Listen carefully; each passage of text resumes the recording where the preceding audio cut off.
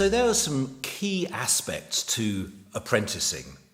For example, apprenticing someone involves a clear call. It's vitally important when we're seeking to get someone to step up and to encourage them to step up and maybe explore the leadership gifting that may be within them. It's vitally important that the call we make is absolutely clear.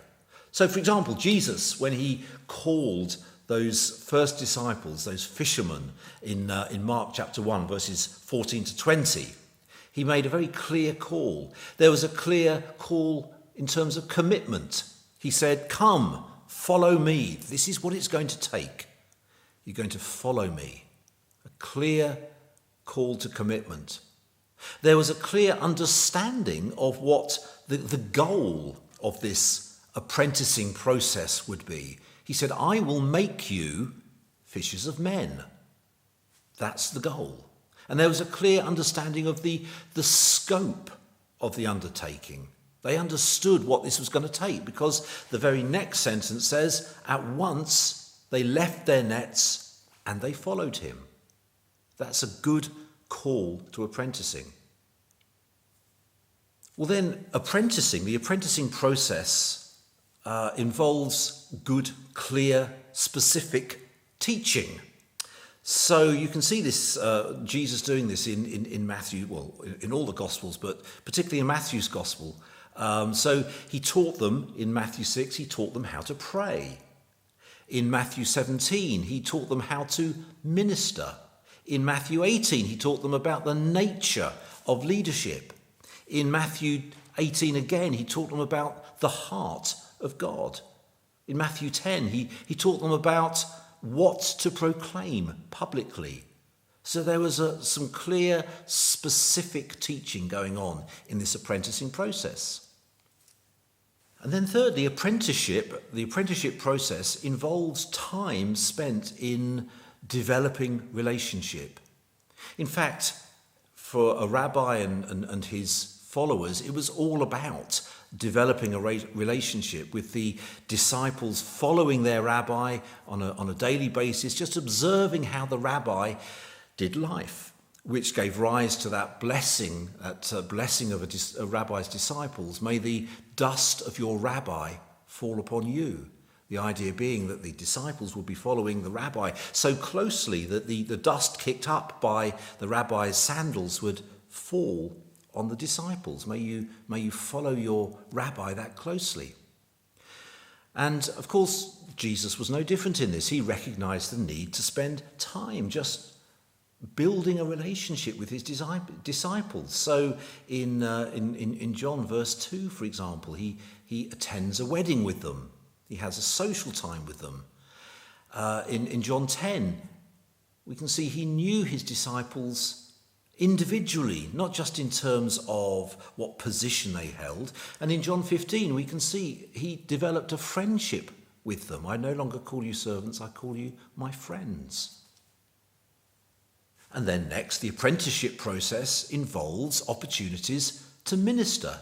Jesus didn't just teach some passive disciples what he knew. He gave them opportunities to go out and to try it out.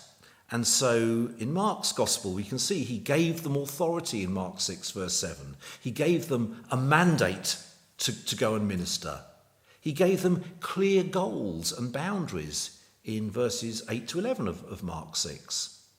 He challenged them to attempt great things, but on the same score, he's careful not to place too much of a burden on them, so that they feel they've got to try and achieve the impossible and feel completely out of their depth. He got that balance right. Stretch, but not panic. And then he ensured that they had adequate support within that as well. Verse 7 of Mark 6 records that he sent them out 2 by 2, not on your own, but go with support each other. And then the next thing about the apprenticeship process that follows on from that is that good apprenticeship involves or enables good feedback. So the disciples come back from having tried out this ministry that they've been observing Jesus do. And we see in Luke chapter 10 that the 72 return full of joy at what they'd experienced. And what we see in that kind of feedback process from Jesus' aspect is that he rejoices with them. He rejoices in their excitement. But then he points them beyond the immediate enjoyment to help them to see the wider picture.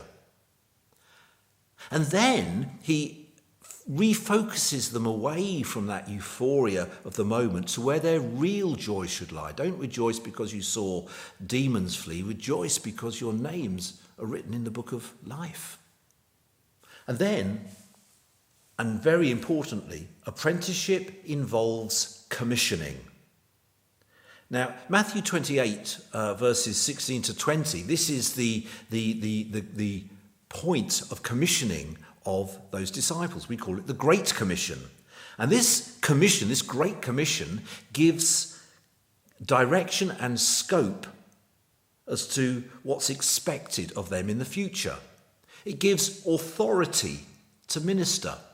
It moves them from one role, that of being an apprentice, to another role, that of being a minister. And they're left in no doubt that they have been commissioned. And honestly, in the process of developing new leaders, this is one of the things that's often overlooked in church life, the need to formally commission apprentices at the right time. And then apprenticeship involves ongoing support and training and encouragement and feedback. So Jesus in Matthew 28 promises to be with them to the very end of the age. John 14, he promises to ask his Father to send them a counselor, the Holy Spirit, to lead them into all truth. And Acts 1, verses 4 to 5, you can see he continues to give them encouragement and guidance and counsel and support. So this ongoing access that the apprentice who's now been commissioned has to the leader who apprentices them is a vital aspect of the apprenticing process.